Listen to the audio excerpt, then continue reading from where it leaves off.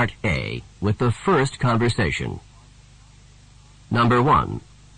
Why did the class move to a different room? We couldn't get into our regular classroom. Someone lost the key to it. What does the man mean?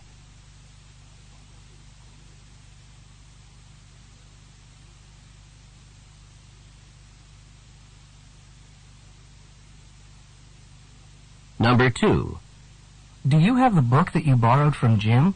I need to use it. No, sorry, I don't. I already returned it to Jim. What does the woman mean?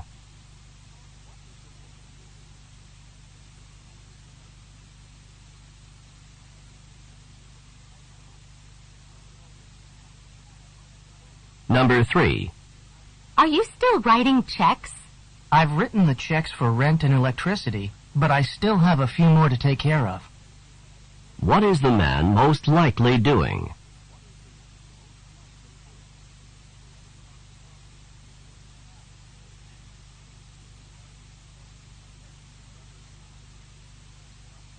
Number 4.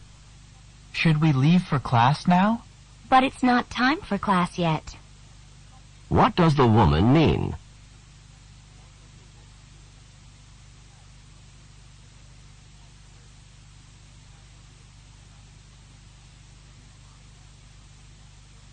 Number 5. Is the physiology class as difficult as I've heard? It's not terribly difficult, but it is time-consuming. What does the man mean?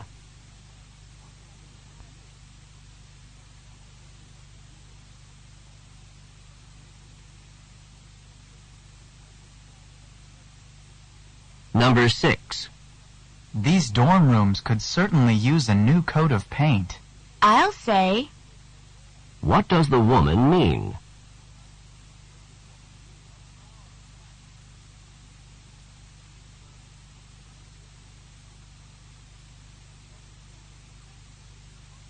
Number 7. Are you ready to work on the history paper? I will be in a couple of minutes. I have to finish the math problems before I start on history. What does the man mean?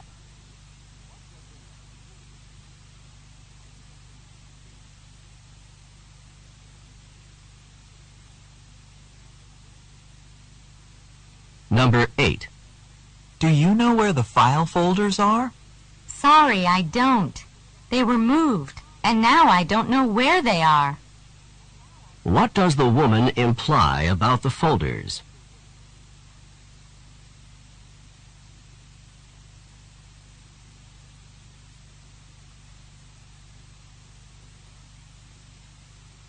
Number 9. We seem to have a difficult problem to solve. The problem is not unrepairable. What does the man mean?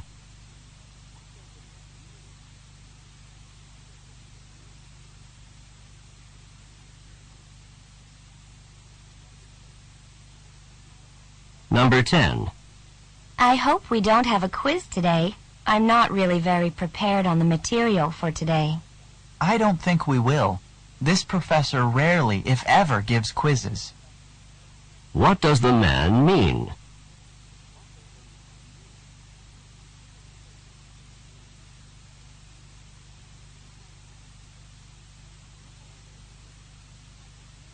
Number 11.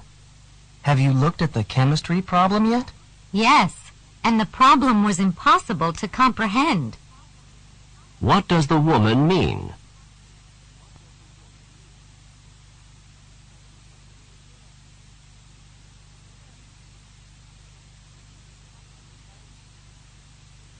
Number 12. Do you know if we have to pay a fee to see the exhibit at the museum? Not as far as I know. What does the man mean?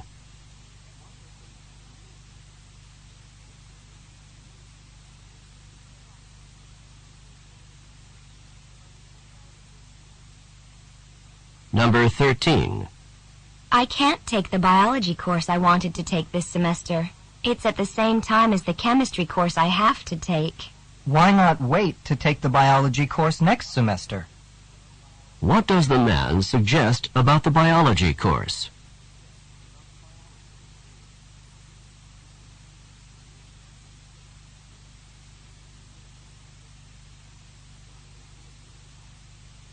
Number 14. Where are you going now? I'm heading to a talk by Dr. Barton. There's going to be a solar eclipse later this month. Dr. Barton's giving a talk on what to expect during the eclipse. Who is Dr. Barton most likely to be?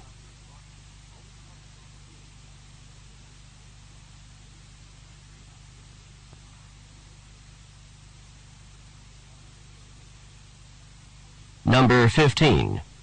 Were you expecting such a nice gift? It couldn't have surprised me more. What does the woman mean?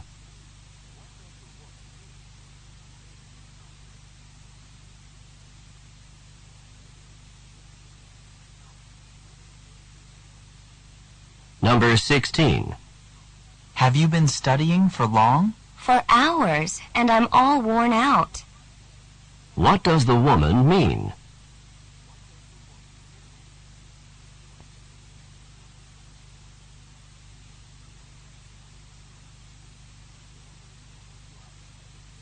Number 17.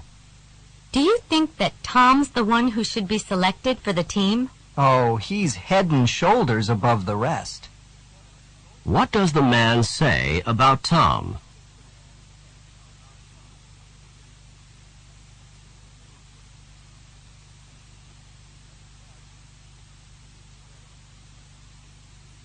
Go on to the next page.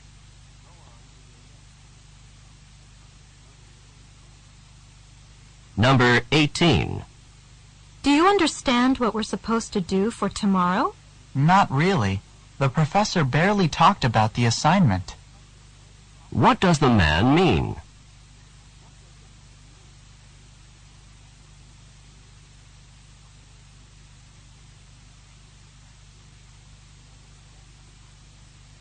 Number 19. Did you go to the party last night? If I had known about it, I would have. What does the man say about the party?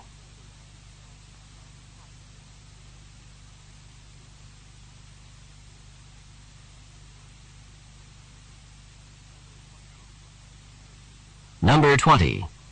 Do you know what time it is? I just heard the clock strike noon. What does the woman mean?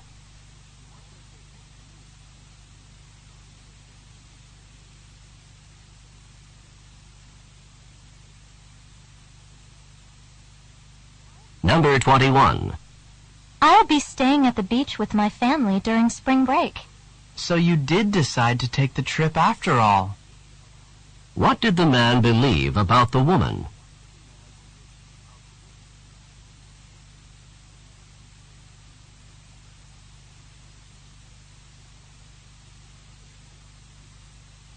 Number 22. Did your nieces and nephews like the gifts you got for them? They couldn't have been more excited when they saw what I got them. What does the man say about his nieces and nephews?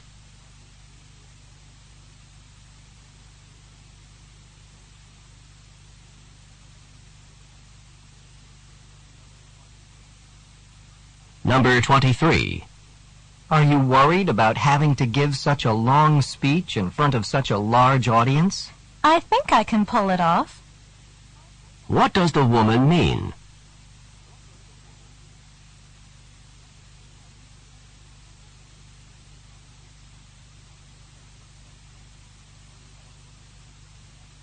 Number 24. There's a problem with your scholarship? Unfortunately, I forgot to sign and date the documents before I returned them to the scholarship office. So the scholarship has been held up. I need to go into the scholarship office to resolve the problem. What does the woman mean?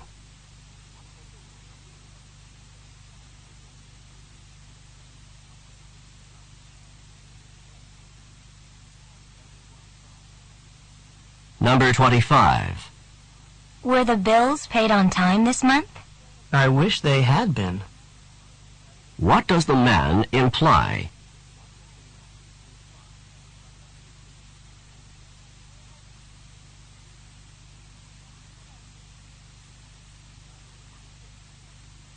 Number 26. The lecture on the realities of entrepreneurship in the 21st century was really fascinating, wasn't it? I'm not sure if it was or not. I didn't understand a word. What does the man mean?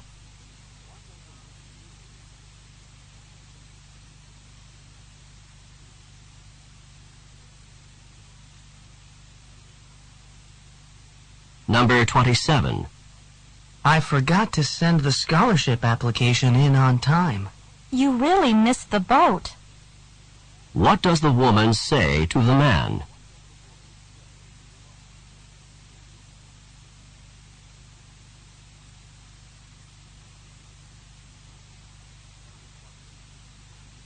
Number 28.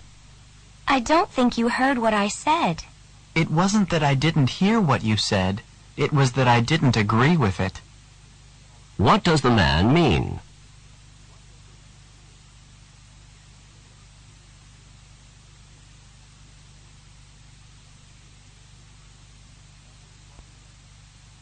Number 29. John will pick us up at 7:30 for the concert. That should give us plenty of time to get there. So John is going after all. What had the woman expected?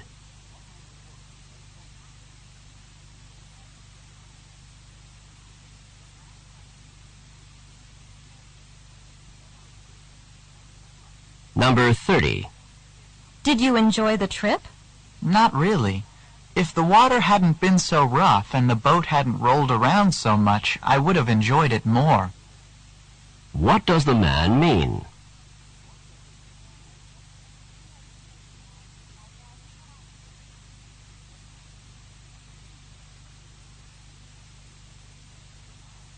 This is the end of Part A. Go on to the next page.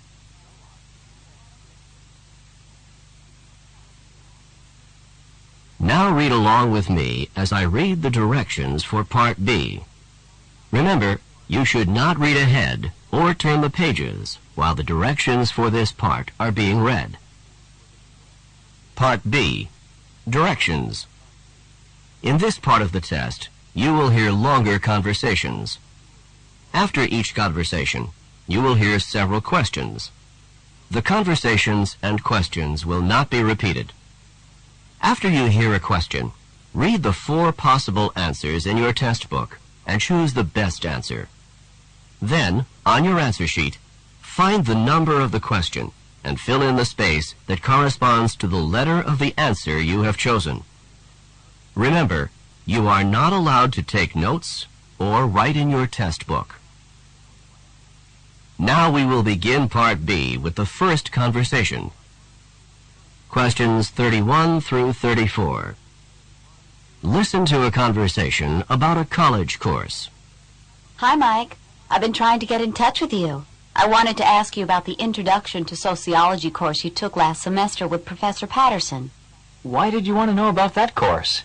Well, Professor Patterson is teaching it again next semester, and I think I might take it. I wouldn't do that if I were you. Why not? Was it a terrible course? All the professor did was lecture day after day after day. He's a good enough lecturer, but I prefer courses where the students can participate more. I found it quite boring. That course doesn't sound so bad to me. In fact, I like that kind of course. You can listen to the professor's ideas and not feel any pressure to come up with something to say. Well, then maybe this course is for you. Number 31.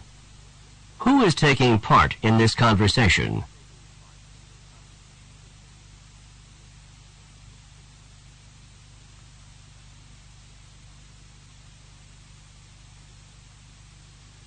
Number 32.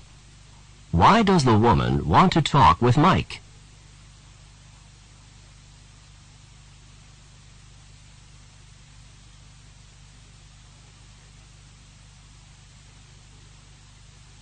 Number 33. What kind of course does the man prefer?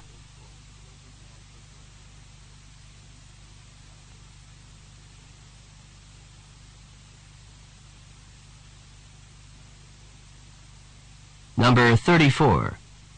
How does the woman feel about Professor Patterson's course?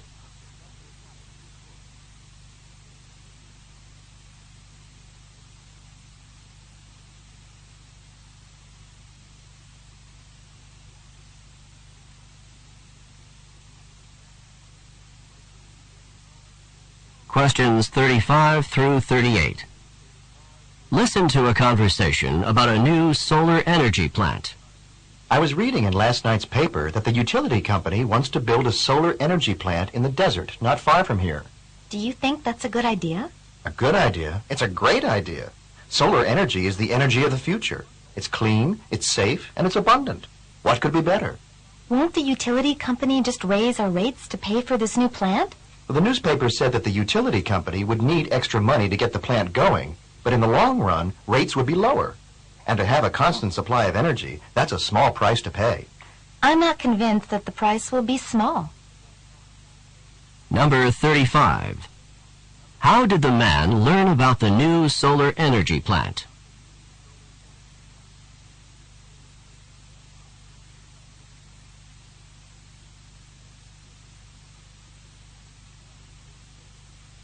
Number 36. Where will the solar energy plant be constructed?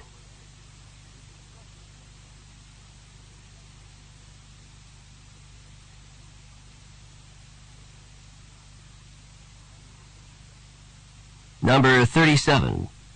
According to the man, what is a benefit of solar energy?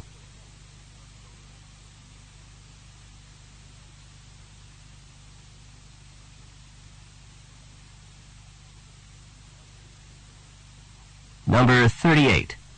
How does the woman feel about the proposed solar energy plant?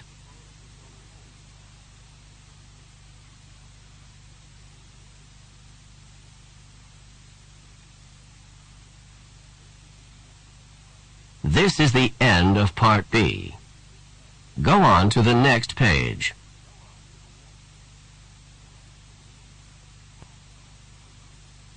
Now read along with me as I read the directions for Part C.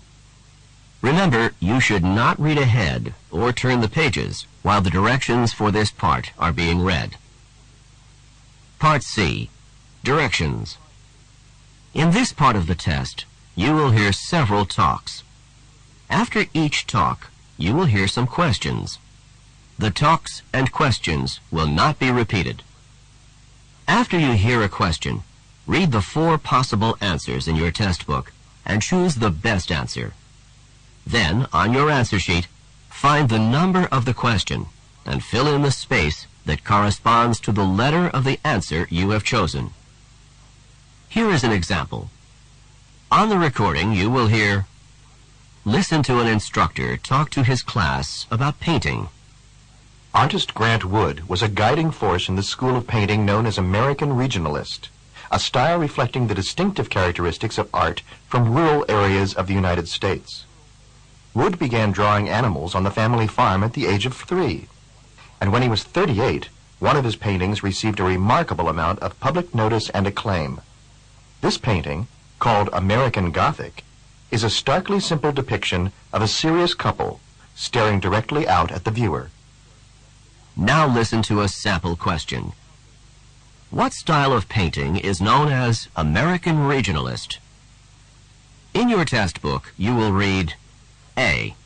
Art from America's inner cities. B. Art from the central region of the U.S. C. Art from various urban areas in the U.S. D. Art from rural sections of America. The best answer to the question, what style of painting is known as American Regionalist, is D. Art from rural sections of America. Therefore, the correct choice is D. Now listen to another sample question. What is the name of Wood's most successful painting? In your test book, you will read A. American Regionalist. B. The Family Farm in Iowa. C. American Gothic. D. A Serious Couple. The best answer to the question, what is the name of Wood's most successful painting, is C. American Gothic. Therefore, the correct choice is C. Remember, you are not allowed to take notes or write in your test book. Now we will begin Part C with the first talk. Questions 39 through 42. Listen to a man talking to a group of students. Hello, I'm John Rogers, the manager of the student bookstore. All of you have been selected to work part-time in the bookstore while you are completing your university studies. One of the first things I need to do is prepare a work schedule, and I need 2 pieces of information from each of you in order to make up the schedule. First of all, I need to know the hours you are free to work. Each of you will be assigned 20 hours of work per week, and those hours could be any time that the bookstore is open, on weekdays, in the evenings, or on weekends. I would like each of you to write down for me the hours when you have classes so that I will know when you are free to work. The second piece of information that I need is your job preference. Most of the jobs that are available are working as a cashier or stocking shelves with books. There are also a few positions working in the business office. Please write down which jobs you would prefer. I cannot promise that everyone will get the first choice when I make the schedule, but I will do what I can. Number 39. Who is John Rogers?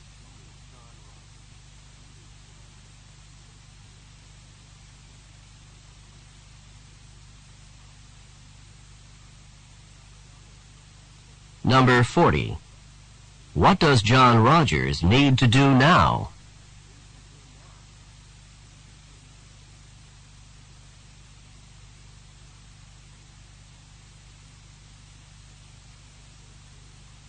Number 41. What does John Rogers need to know?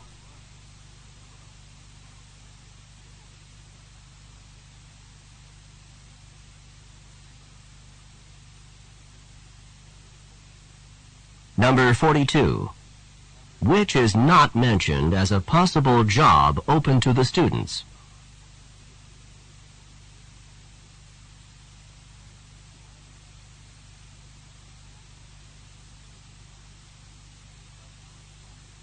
Questions 43 through 46. Listen to a talk given by a woman. Did you know that those large plastic soda bottles that are so common today can actually get recycled into soft, warm, cuddly jackets and blankets with the feel of fleece? These bottles have generally been dumped into landfill rather than recycled, but now that's beginning to change. In this recycling process, the bottles are gathered at a plant, cleaned, and then crushed into tiny chips. The chips are melted and then shaped into long threads. These threads are spun into yarn and knit into cloth. It can then be dyed and made into fabric. The outcome of this process is a soft and warm cloth that can be made into items of clothing or blankets. It seems rather incredible that plastic soda bottles can be turned into something so soft and warm. I think that all of you should look for some of these products in stores and purchase them. They are great products, and they are great for the environment at the same time. Number 43. What is the topic of the talk?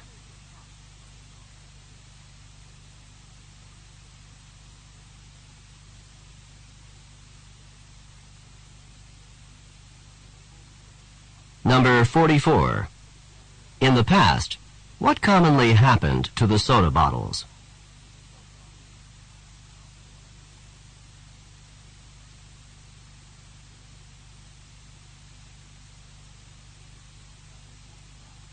Number 45.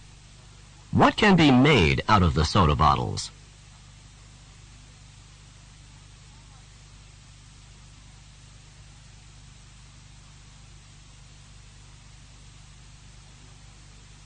Number 46.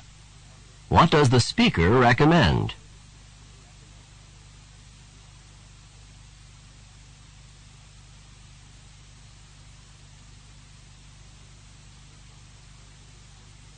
Questions 47 through 50. Listen to a talk on the first transcontinental railroad. The importance to the United States of the first transcontinental railroad cannot be overrated. This railroad had a profound effect on many aspects of American life, on communication, on transportation of agricultural products and livestock to market, and the settlement of the West, to name a few. But it was no easy feat to build such a railroad. The first transcontinental railroad was undertaken in 1862 by two competing railroad companies. The Union Pacific started in Omaha, Nebraska, and moved westward. The Central Pacific began in Sacramento, California, and moved eastward. Of the two, the Central Pacific had the more difficult task because it was faced with traversing the Sierra Nevadas. To lay tracks across these mountains, workers had to carve out footpaths on steep mountain faces and then use dynamite to blast out access for the railroad tracks. After years of dangerous and exhausting labor, the workers from the Central Pacific met up with the workers from the Union Pacific near Ogden, Utah on May 10, 1869. In an exuberant ceremony, the last of the tracks was nailed to the ground with a golden spike. The completion of the railroad marked the beginning of a new era in transportation. Number 47. Who built the first transcontinental railroad?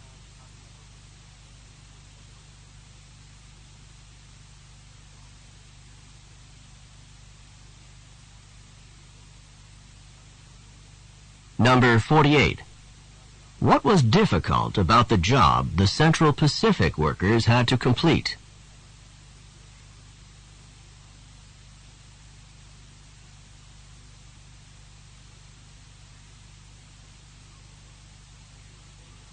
Number 49. How long did it take to complete the first transcontinental railroad?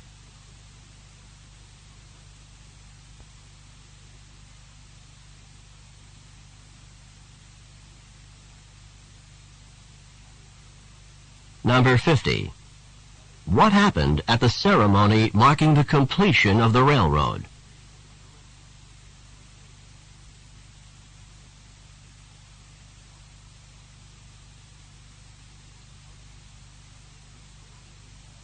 This is the end of Section 1.